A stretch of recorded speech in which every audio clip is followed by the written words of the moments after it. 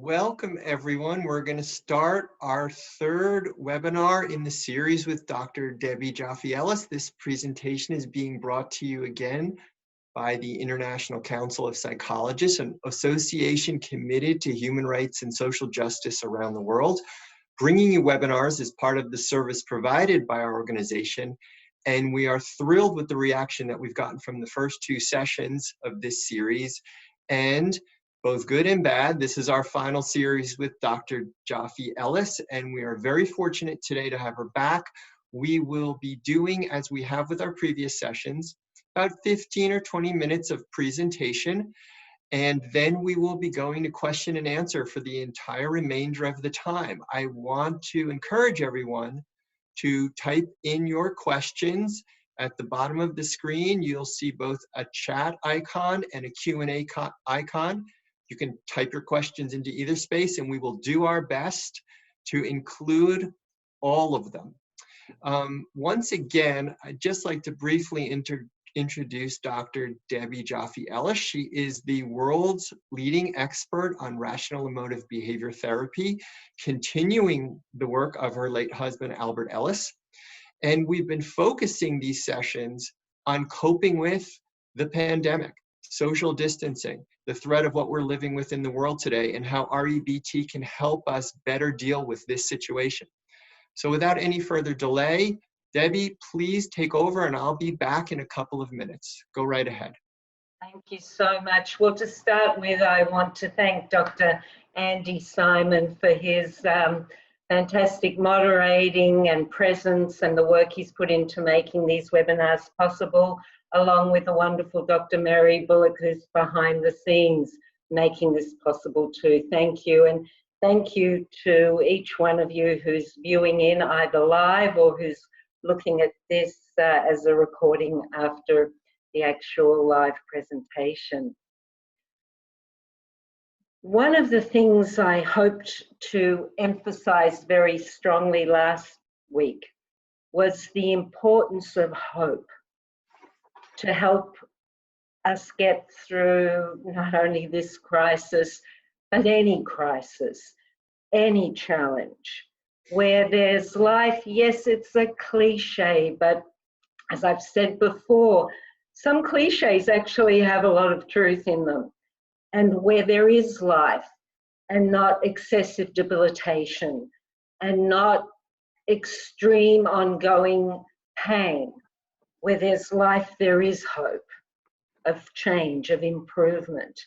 And there are many, many, many examples of humans who have endured brutality beyond the imagination of most of us, and not only endured, but survived, and after surviving the dire circumstances, went on to live not only productive lives, but lives that contained enriching meaning and plenty of joy. Certainly, there would be times when memories of past brutalities might have returned or might come up, and tears are shed. The heart aches some. There's deep sadness, grief. But that's not unhealthy, actually.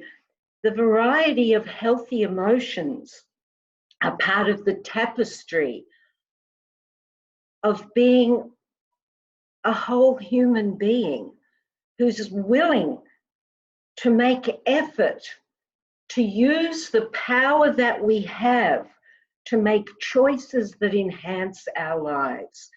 As I reminded you last week and the week before, and you don't need any reminder, there are some circumstances that are out of our control, but where we do have control, where there is empowerment, is if we're willing to learn the difference between healthy, rational beliefs and attitudes and unhealthy, irrational beliefs and attitudes, that if we don't question them, we may simply believe they're facts, they're true, they're a universal truth. One of the things this period of time of enforced restriction for many of us, most of us probably, is the opportunity, if we choose to use it, for greater self-reflection, for greater awareness, for growth, for evolving as a human being, for gaining knowledge of self and life and others. If we choose to use it, if the mind is filled with complaints, with I can't stand it, with dread, it's kind of fill in the screen.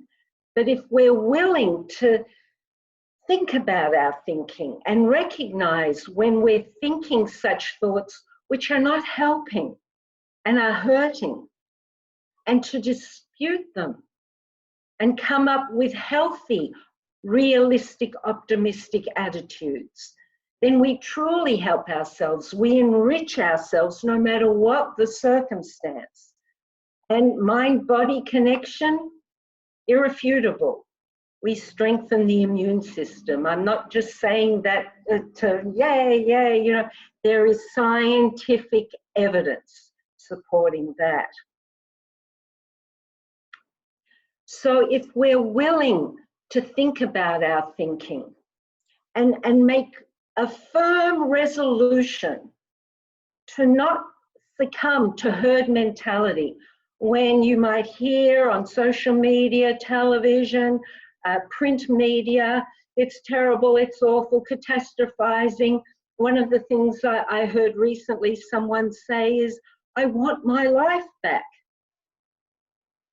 Well, that person has their life.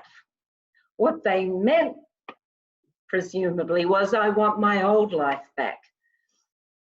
But as I indicated last week, you know, the coronavirus isn't the only thing that dramatically can change the apparent predictive direction that our lives seem to be going in. Things happen unexpectedly. And I'd like to emphasize again the helpfulness of being willing to accept uncertainty, which is a biological reality. To be willing to accept the unexpected, almost expect the unexpected, and know that we can cope unless we are wounded irreparably or cognitively impaired or dying and obviously dead. Apart from those circumstances where there's life, there's hope. And I indicated last week that my very own parents have been incredible role models to me of that fact, of the fact of a human being can choose their attitude in dire circumstances, which can help sustain them until circumstances may change for the better. And then after that, a person has a choice about dwelling on the brutal past or acknowledging, but focusing more on the fact that they survived and paying attention more to that which they can be truly grateful for. And for each one of you watching this, if you're watching this, and I'm not insensitive to some intense suffering that some of you may be going through, and my heart is with you, and I wish you strength and that you remember your resilience, and I hope anything I share with you today can help. But truly, if one chooses to and remember that one has the choice, one can survive most dire circumstances, and then after the change for the better in the circumstances, use what we've learned to sharpen our focus on that which is good. So briefly, I've been asked to share with you the experience of my parents. It's a long story, so you're getting a very brief version. So my parents were childhood sweethearts, and they married just before the start of the Second World War. And living in Poland, my mother, I think, was around 19 and my father 21 when they married.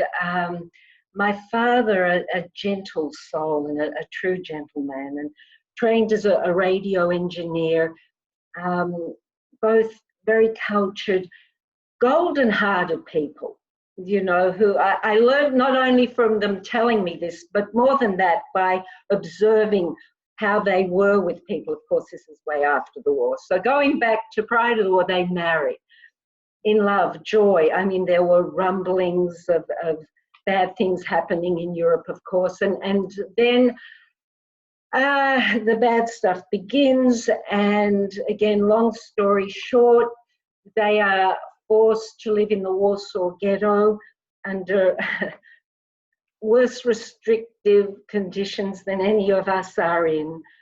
And during that time, certain family members were taken away to places, and my parents, till their death, never knew what became of those family members. They endured that time. Again, long story short, they were taken to the same concentration camp called Buchenwald. And my mother and my father's mother were in the female barracks, and my father was in the male barracks. And every night, my father would risk his life coming to the female barracks under the window where my mother was, and giving her his crust of bread, his ration of food from that day. One day he stopped coming. One night he stopped coming. And as time went on, my mother thought that he was dead, and he thought the same about my mother. What had happened was my father and his mother were taken to another concentration camp because he was considered skilled labor. I'm about to say some things about what my parents witnessed and experienced that frankly could be very upsetting to some of you. So if you want to put this on mute for the next minute or so, please do. If any kids are in the room paying attention, it may not be good for them to hear this. When my father and his mother were being taken, that is, made to walk 60 miles in winter, my father's mother couldn't keep up, and so she was shot in front of my father. My mother witnessed babies being taken. Okay, this is where you really have to mute it if you don't want to hear brutal things. Taken from their mothers, being literally ripped apart while they were alive, making sure the mother saw that. Other times, guards would bring dogs to scare the women. They were regularly beaten. It wasn't unusual to wake up and the person sleeping next to you, like there were long kind of planks of wood where many women slept. Not unusual to wake up and the person next to you is dead. I could go on, but just to give you a sense of some of the brutality they witnessed. Fast forward the end of the war, my mother's younger brother, who was 14 when the war started, he escaped from the ghetto and joined the partisans. These were like underground members. They were in forests and doing their best to fight for justice in that way. Again, too long a story. My mother's brother found my mother when the camps were liberated. Amazing miracle. Each one thought that my father was dead along with their other family members. And the fact was most of their other family members had been either gassed or murdered, or we don't know what to this day, but gone. They happened to be talking to someone and my mother mentioning my father's name, and this man said, "Oh, Joffe, I heard of such a man. He's on the train to Austria tonight." And so my mum and my uncle, it's 60 miles away, and they're rushing to go to this train to Austria. And they get to the station, and the train is warming up, and they go through every carriage. And at the very end of the carriage, there's a man with his hat down asleep. And it was my dad. Now, one of the things that sustained my mother and my father through all those years of brutality, and believe me, there's so much I haven't shared with you in the interest of time, was hope. Was the hope that they would see their loved ones again. Because the fact of the matter is, if we're alive, since we cannot with accuracy predict the future, yes, we can accept probabilities, but not with certainty predict the definite future. And so we have a choice of equal probability that things will be dire or things will get better. And my parents and others who coped well, who in this day and age cope well with brutality, are those who are not willing to be dominated by thoughts of, I can't stand this, and this will never end, and I'm going to die, and da da da. Well done, Mom. I'm hearing voices, but I'll keep talking anyway. Yeah, Andy, you'll let me know if I need to stop, I'm assuming. No, it's okay. Please go ahead. Please go ahead. Oh, good, good, good. So we have the choice. When we know we have the choice, some people have just been in the habit of, it's their default, worst case scenario, expecting the worst, not feeling worthy, ever feeling the victim, never good enough, whatever that negative tape may be. And if they haven't questioned it and disputed it and replaced it, that will be the almost automatic attitude that can pop up, especially during times of challenge. Okay, so a few final words about my parents. They made it to Australia to start a new life. Again, not enough time to give you the details. And it was hard work. They arrived with nothing except with one another. So in a way, they would say they had everything that really mattered. My father had 3 jobs. My mother worked 2 jobs. A couple of years later, my older brother was born, and a decade or so later, in the next decade, I don't know if I was a surprise or not, but I came along. And what I witnessed from my amazing parents throughout my times with them was a refusal to dwell on the horrors of the past. No, they weren't in denial. They might talk with friends, they might see a movie, memories would come, they shed tears. They still felt. But in addition to that, and every day, there was happiness. They focused on what still was good, on the joy of whatever was good that day, the love of their children, the love for one another. A frequent memory is my father hugging my mother, and oh, look how beautiful she is. And so their dominant focus was on the positive of the here and now. Of course, there were also challenges in their daily life of a practical matter. I don't want to paint an overall dreamy picture, but substantially, the focus was on gratitude, helping other people, being kind, and love. My father died when he was only 56, and I was very young. It was a massive heart attack and related stuff. I think some of the burden of what he'd gone through and years of malnutrition contributed. And my mother, you know, she survived, and with her feisty attitude of surviving and not giving up hope, even though her devastation after my father's death was immense, but she didn't let that overwhelm her, and she kept working to my brother had left home at that stage, being a young adult, but to get me through school and college, and an amazing woman.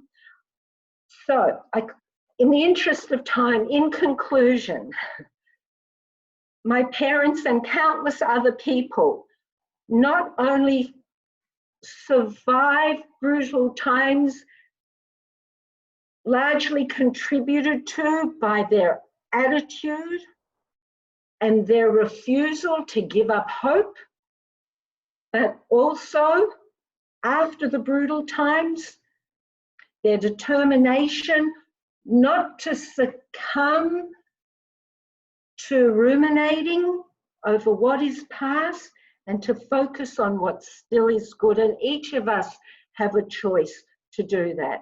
And so before we go to your questions, I urge you to remember some of the main things that I mentioned in the past 2 webinars and here today.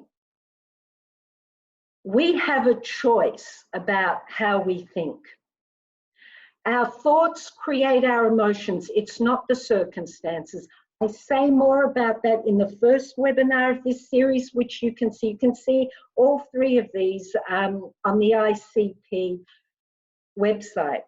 Okay, so please refresh your mind, or you can read my book or any of my late husband's book, Dr. Albert Ellis, on rational emotive behavior therapy. That explains the difference between the healthy rational thinking that creates healthy emotions, and that includes sadness and grief when bad things happen, and so forth. And to realize how, though we may not control our outer circumstances, we have the power to control our emotional and cognitive destiny. I urge you not to fall victim to herd mentality when others around us are catastrophizing and awfulizing. Let us be a beacon, each one of us, each one of you, a beacon of hope and realistic optimism, a beacon of light to those around us who may not be aware of their potential resilience and who may be succumbing to hopelessness.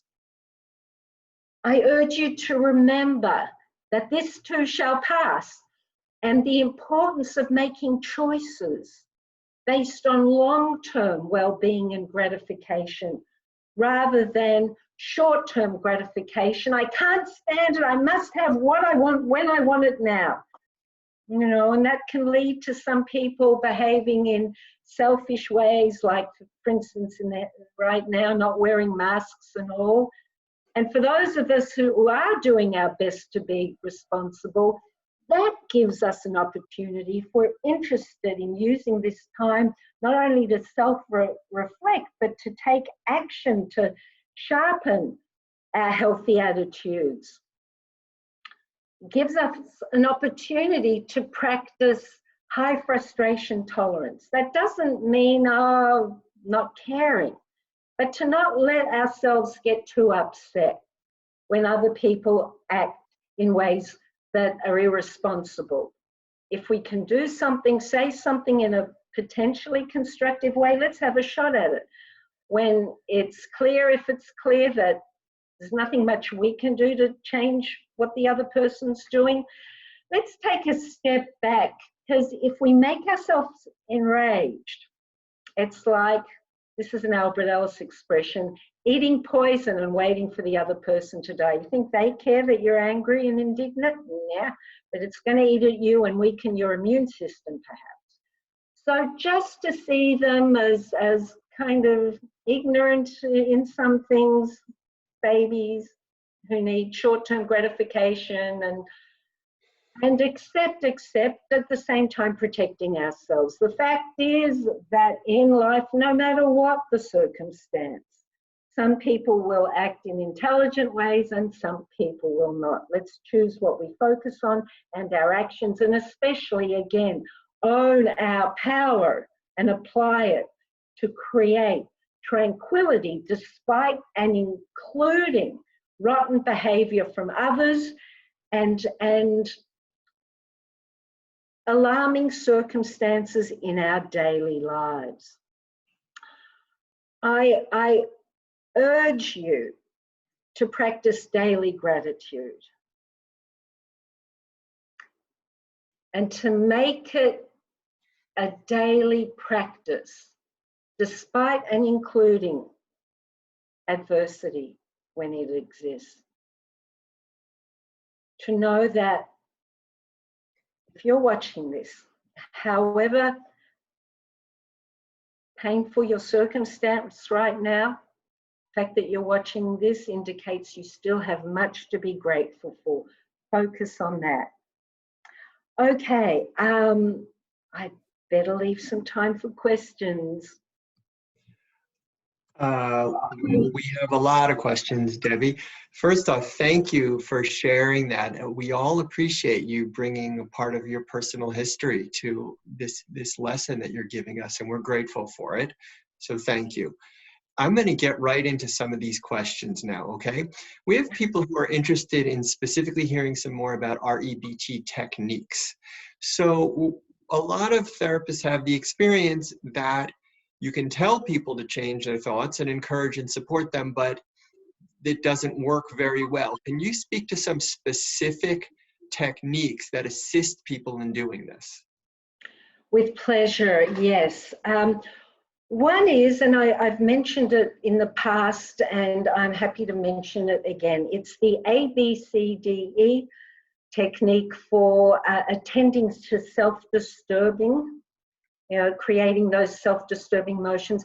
The ABCD of REBT, and if you look on my website, which is debbiejoffellis.com, you'll see one of the tabs there is the self-care form, and it goes through the steps, which I will briefly describe now to answer the question.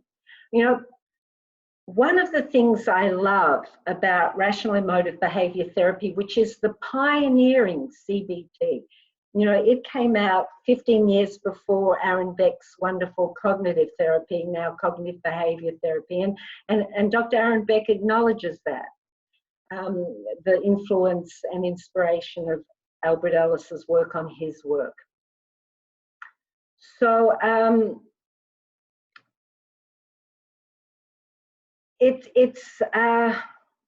lost my train of thought. I know I'm going to the ABC, but there was something I was going to say preceding that. It'll probably come back to me. So back to the ABC. Oh, yes, now I've remembered it. I'm a fallible human. Okay, so other cognitive approaches suggest that we recognize unhelpful ideas, irrational beliefs, and replace them with helpful ideas or rational beliefs. However, REBT does more than that. Of course, it wants to replace the unhealthy with the healthy, but it says to do that most effectively and substantially. Let's, with precision, identify each of the irrational beliefs, and before just replacing them with the kind of opposite replacement, to first dispute the life out of them so that you no longer believe them. So in the future, with ongoing practice, they're less likely to come up. And in the self-care form that you'll see on my website and or in my book or my late husband's books, there are three main forms of disputing. You ask questions of your beliefs, such as, where is it getting me to believe this? Is it helping or hurting? An important one, where is the evidence for this belief? Where is the evidence? And can I really not stand? And then you finish the sentence according to whatever the belief is. One of the things I mentioned a few minutes ago that I'm hearing lately, some people say, is my life has no meaning. I want my life back. So you question that. Wait a minute. You want your life back. Where is the evidence you don't have your life? Where is the evidence that even though things are, and probably probability will be different, that you can't not only create meaning, but perhaps something new, something that flourishes that was not happening before. And so you question each of the irrational beliefs to take away any credibility. And then you come up with the healthy new beliefs, and then practice them for at least 30 days and more, so that they become embedded, new habitual ways of thinking to replace any older ones. So that's one really powerful REBT technique, the ABCDE. There are many others. Here's another one that's very REBT, and it's called the shame-taking technique. And this is very helpful for people who worry too much about what people think of them and have a dire need to be accepted and an intense fear of being abandoned or rejected.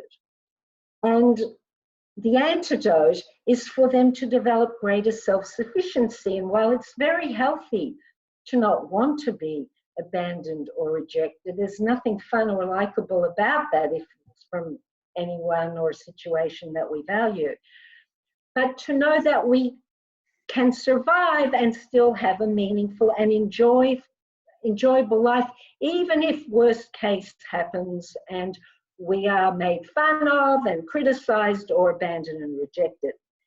And so the shame-attacking exercise is where a person does something kind of unusual to attract attention. Now, nothing dangerous, nothing risky, but something that might have people look at them and think, well, that's weird. In other words, where the person is getting attention, but it's not acclaim or very much positive attention. And the person is encouraged when that happens to have the attitude, when they notice people looking at them strangely, okay, so they think I'm crazy, so what? So what? To get over the horror of, oh my God, they think I'm crazy, or the thought of they're going to think I'm inferior or they'll reject me or whatever. So some examples of that were include, I remember, and gosh, I've done a few presentations lately, so I can't remember whether I mentioned this in a past webinar, but I'll say it again anyway. During a workshop that we were teaching, we encouraged the students to do a shame-attacking exercise during the lunch break. And one of the students tied a piece of string to a banana. And the institute was in the swankiest, richest part of New York City. And this person walked down Park Avenue, one of the richest avenues in New York City, kind of dragging the banana behind him. And people would look at him strangely, and one woman said, "What are you doing?" And he said, while telling himself, "So what? That she thinks I'm weird. So what? So what? Big deal. No horror, no terror."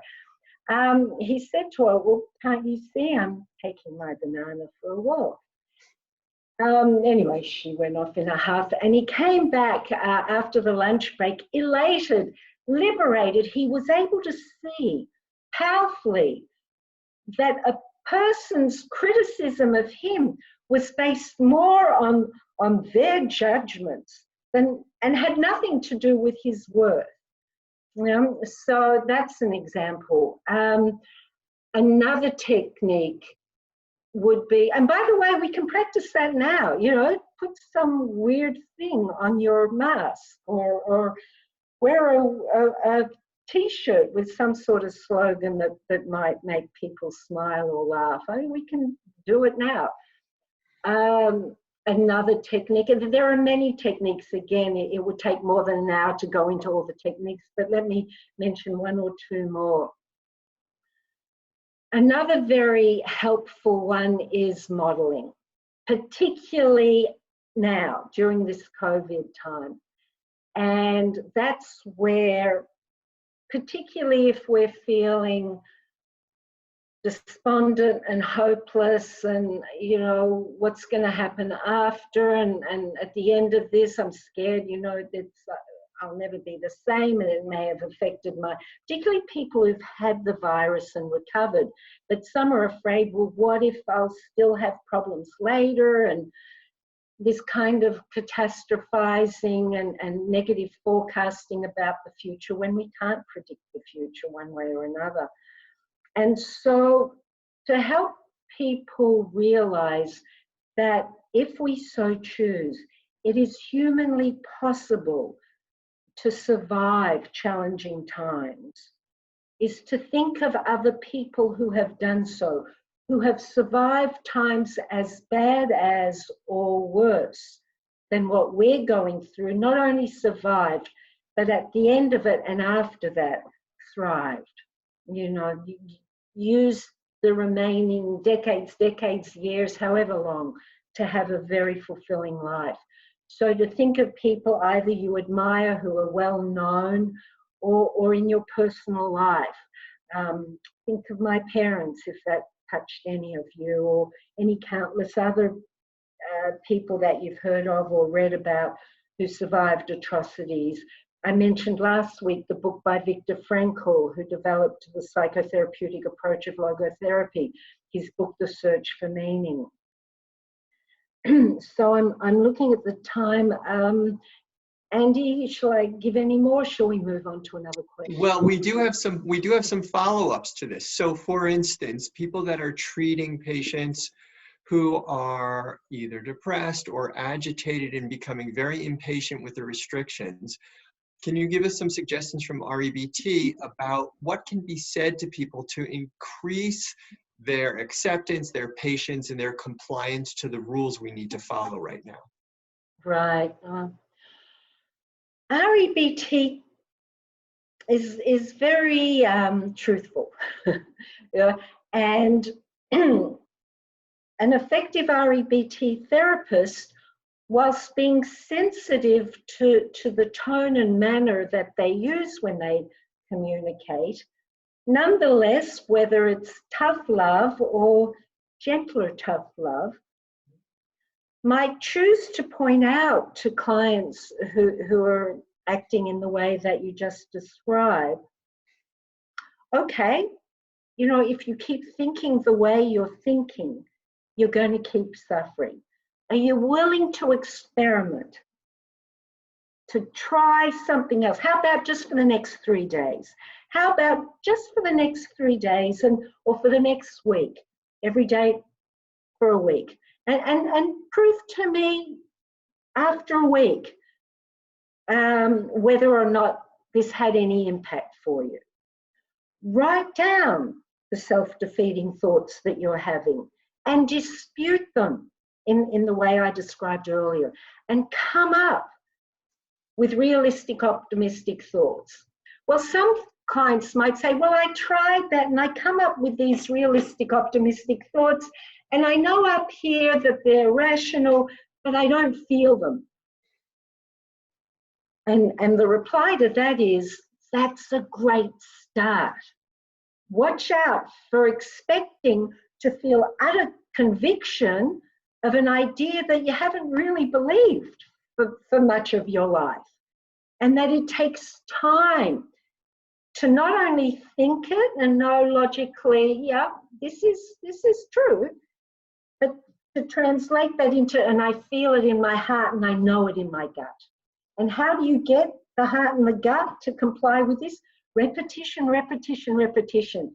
And so in a way, you would encourage them to kind of fake it till you make it if they're telling you, I believe it, but I'm not really convinced. Repetition, repetition. Where is it going to get you? You could ask not to. You've believed what you've believed till now. Where has that gotten you? And then you can point out to them the fact that many people have tried this and it's been effective in changing their lives. You know? So REBT contains the element of psychoeducation. And so hopefully in an early stage of therapy, the therapist has has shared with the person the principles of you can create your emotions if you are willing to learn the difference between healthy and unhealthy thinking, practice healthy, notice the unhealthy, dispute, replace. You can be the master, empowered choice maker of your emotional experience. But it takes ongoing work and practice. And again, tough love, point out to them in the manner that won't lead to them resisting you, but considering it. Many things take a while before they become comfortable and automatic. You know, for musicians, with the rare exception of unusual genii, that's the plural of genius, right? It's not geniuses. The first piano lesson usually won't lead to, in a week or two, the student being a brilliant pianist. Practice, practice. That kind of joke in New York of a tourist asking someone, how do you get to Carnegie Hall? And the answer is practice, practice, practice. Meaning to get a skill at something, you got to keep practicing.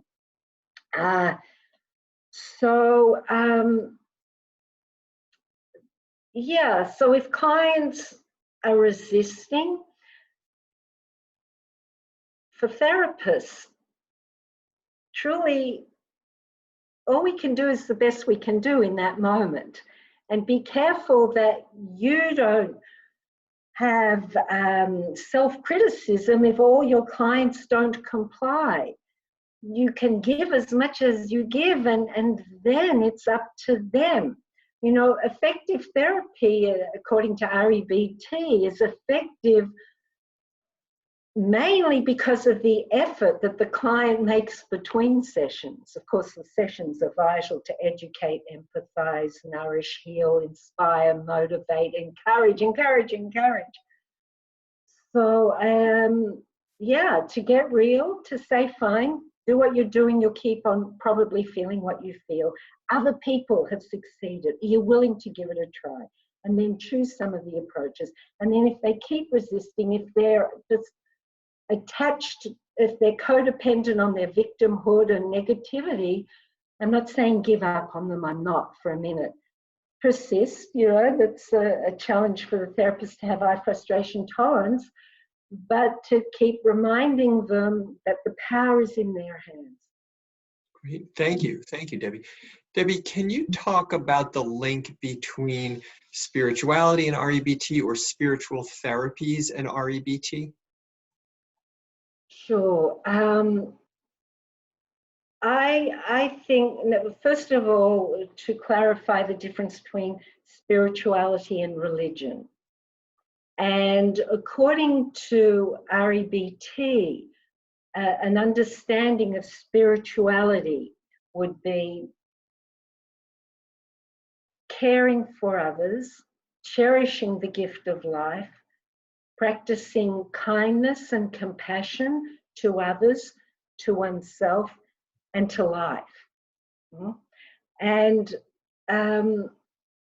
core to rational emotive behavior therapy are the areas of encouraging unconditional self-acceptance, unconditional other acceptance, and unconditional life acceptance.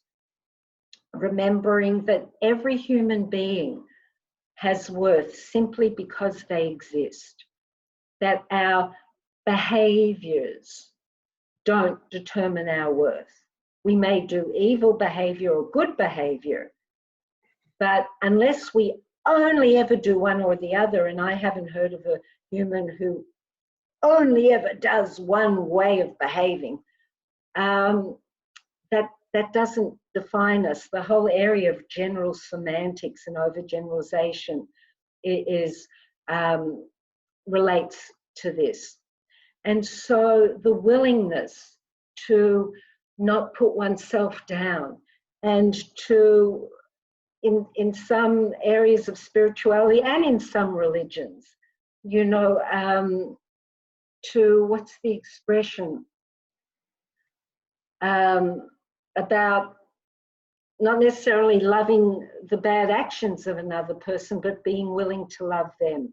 If love is too much of a stretch, not accepting brutal behavior, but being willing to work on accepting that that's a vulnerable human being who, if I had had the misfortune to have their brain chemistry, their upbringing, their circumstances, I might have done the same brutal things.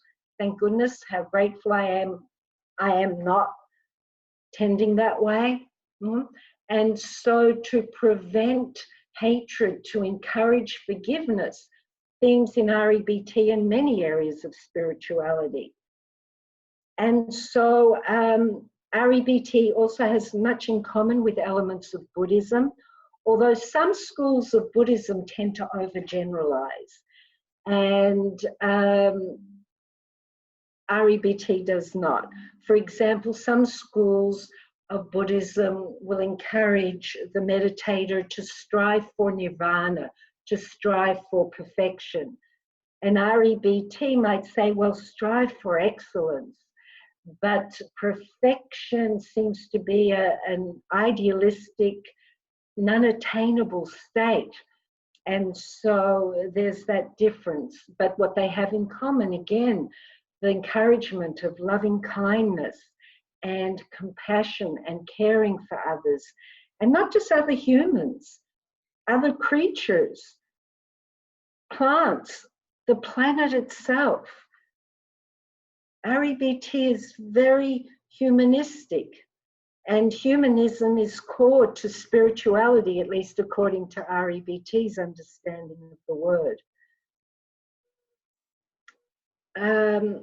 So I think that REBT, and I'm biased, but my belief is that is the most spiritual and holistic approach that I know of in psychotherapy. Holistic because it's got the cognitive no nonsense. Now you have the power to choose your thinking if you learn the difference between healthy and unhealthy, and if you choose to think in rational ways, you have the power to create your attitude and your resultant emotion, no matter how challenging the circumstance. So it's no-nonsense cognitive. It reminds us when we think in healthy ways, we're less likely to behave in destructive ways against ourselves and others. And when we think in healthy ways, we create those life-enhancing emotions. And when we do all of the above, it strengthens the immune system. So I hope I answered the question. REBT and spirituality, so very much in common. Spirituality, with the definition I gave, is at the heart of REBT and at the heart of many spiritual and some religious approaches. Thank you, Debbie. Thank you for that. We just have a couple of minutes left, and there's still a bunch of questions. I know, it's really incredible. Can you once again direct everybody to your website, because the people have just many questions they would like to ask? Sure.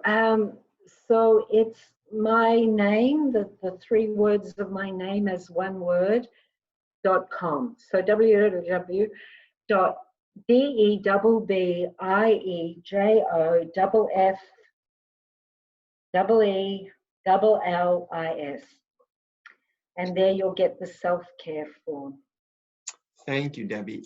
We do have some time if you're able to take one more question. Yeah. We have people that are counseling clients who are dealing with true financial problems and very difficult money situations.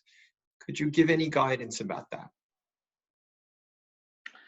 Well, I'm not a financial advisor, so what I can encourage people in that situation to do is to stubbornly refuse to lose hope. So seek out whatever practical help you can get. That's not my department to advise you about. But again, think of many people who have survived through years of malnutrition, through years of not having enough.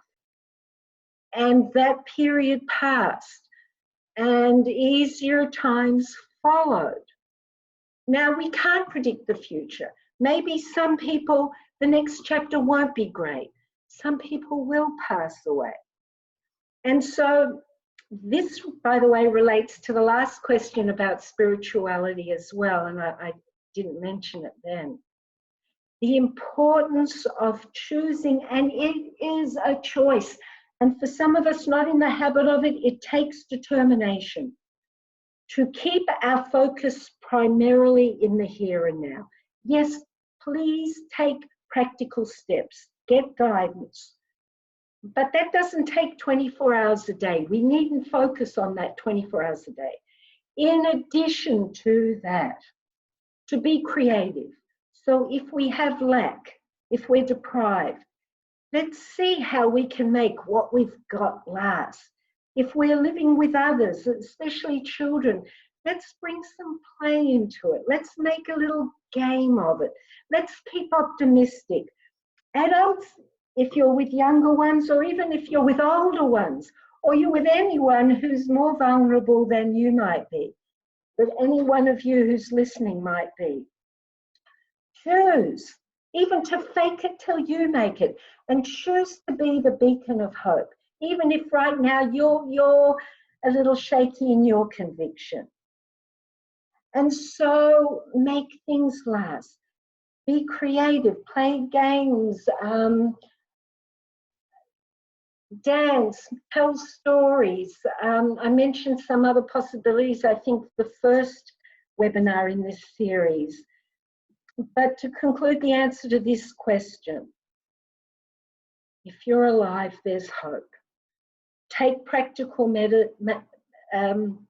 actions to make things easier and better. In the meantime, focus on what you can be grateful for. Remember, others have survived worse times and come out, and things did change for the better. Focus on the here and now, and especially in moments where things appear dire. I can see, I can hear, I can touch, I can feel. I was able to buy some fruit today. Let me eat mindfully and savor the flavor of what I eat. Let me look at the sky. Let me look at birds. Let me, and to make a determined effort for your well-being and the well-being of anyone around you who you can inspire to cherish the gift of life even when things are really tough. See the fact that you're financially challenged now as a challenge, as an opportunity for you to develop as a human being who can stand difficulty, not only survive it, but come out thriving, flourishing, stronger, an example for other people, and help them, help others, helps us to help others. And don't lose hope. Debbie, thank you so much for this. My pleasure. I want to remind everybody that your first two webinars in this series are posted on the ICP webpage. They are available to anybody who wishes to see them at no charge. In addition to that, we will post your website link next to the presentation, so it will be easy for everybody to access the information that you provided there. Overall, I just want you to know that from all of us at ICP and all the viewers out there, and even all the viewers who are going to be accessing these talks in the future, we want to say thank you. You have volunteered your time and provided your expertise while we are in the middle of these challenges. While as hard as it is, it's very rare to get such expertise that we can apply while it's actually happening. And we are all very grateful for what you've given us. So thank you very much for this, Debbie. Thank you, Andy, and thank you, Dr. Mary Bullock, as well, because you made this possible, and the care that you and Mary show and your good hearts made this possible. Thank you for all that you and Mary contribute. Thank you. So many people as well. I want to echo your sentiments too, to everybody at ICP, to the webinar committee, and especially to Mary Bullock, who's always behind the scenes making all of this work. Thank you to everybody, and we hope to see all of our viewers participating with us going forward in the future. Thanks for your wonderful questions, and good luck, everyone. Bye-bye.